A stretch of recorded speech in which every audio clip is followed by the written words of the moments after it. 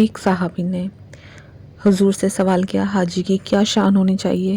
نبی کریم نے فرمایا، بکھرے ہوئے بال ہوں، کپڑے میلے کچیلے، گرد غبار سے اٹا جسم، عاشق دیوانوں کی طرح، صرف لبیک کی پکار، یہی ہے اصلی حاجی کی پہچان۔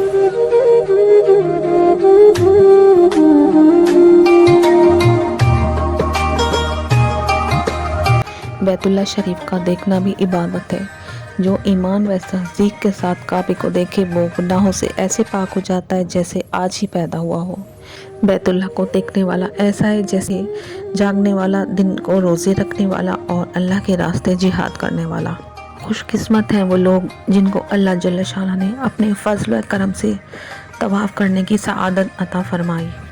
حضور اقدس صلی اللہ علیہ وسلم نے قسم کھا کر ارشاد فرمایا کہ اللہ تعالیٰ قیامت کے دن حجر اسود کو اس حالت میں اٹھائیں گے کہ اس کی 2 آنکھیں ہوں گی جن سے دیکھے گا، زبان ہوگی جس سے وہ گواہی دے گا اس شخص کے حق میں جس نے اسے بوسہ دیا۔ حضرت جابر رضی اللہ عنہ حضور صلی اللہ علیہ وسلم سے نقل کرتے ہیں کہ کعبہ شریف کے بھی زبان ہے۔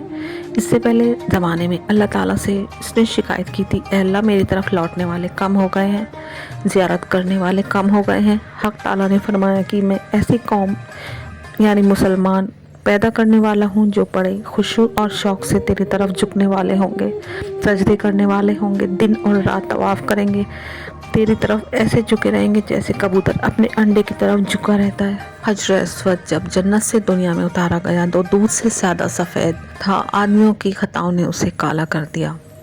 نبی کریم نے فرمایا، زمزم کا پانی جس نیت سے پیا جائے وہی فائدہ اسے حاصل ہوتا ہے، اس سے بڑھ کر کیا فضیلت ہوگی۔ شب معراج میں حضرت جبرائیل آسمان سے برق لائے، جنت سے سونے کا طشت لائے۔ نبی کریم کے قلب پاکیزہ کو دھونے کے لیے بجائے جنت کے پانی کے زمزم کے پانی کا استعمال کیا گیا، حالانکہ حضرت جبرائیل علیہ السلام جب بہت سی چیزیں وہاں سے لائے تو جنت کا پانی لانے میں کیا اشکال تھا۔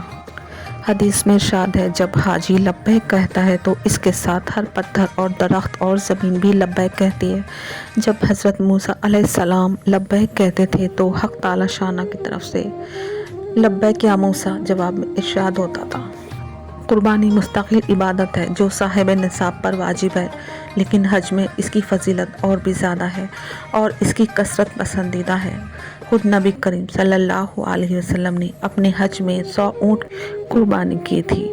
قربانی کرنا حضرت ابراہیم کی سنت ہے۔ قیامت کے دن قربانی کا جانور ماں اپنے خون اور گوشت وغیرہ کے لایا جائے گا اور 70 درجہ زیادہ وزنی بن کر اعمال کے ترازو میں رکھا جائے گا۔ حضرت ابراہیم علیہ السلام کے بڑھاپے کی حالت میں بڑی تمناؤں سے اولاد ہوئی اور جب وہ ہونہار دیکھنے کے قابل ہوئی، باپ کی دیکھ کر روح تازہ ہوتی تھی، اسے ذبح کرنے کا ارشاد ہوا تو دونوں ہی کے لیے بڑا سخت امتحان تھا، مگر دونوں باپ بیٹوں نے خوشی سے پیش قدمی کی اور حضرت ابراہیم نے تیز چھری لے کر صاحبزادے کے گلے پر چلا دی۔ لیکن اللہ کی قدرت کا یہ ادنا کرشمہ تھا کہ اس عمل کی تکمیل کے بجائے جانور پر ہوئی، جو محض اللہ تعالیٰ کے لطف و کرم سے اس کا بدل بن گیا۔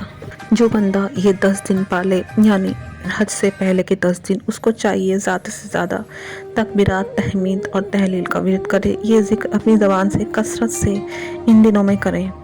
اللہ تعالیٰ کو ان سے بڑھ کر کوئی دن عزیز نہیں، اور سورہ فجر میں اللہ تعالیٰ نے اس کی قسم کھائی ہے۔